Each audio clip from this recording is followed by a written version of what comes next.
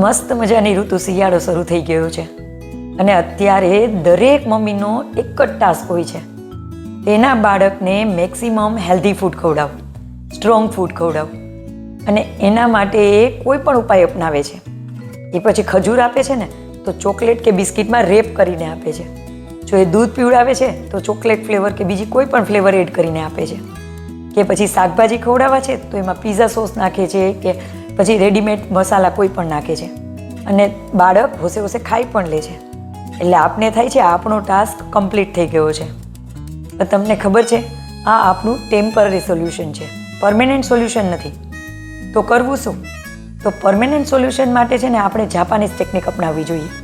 જાપાનમાં બાળક નાનું હોય ને ત્યારથી એને ફૂડમાં એકદમ ઓછા મસાલા અને જે રીતે ફૂડ છે ને એ રીતે જ એને આપવામાં આવે છે.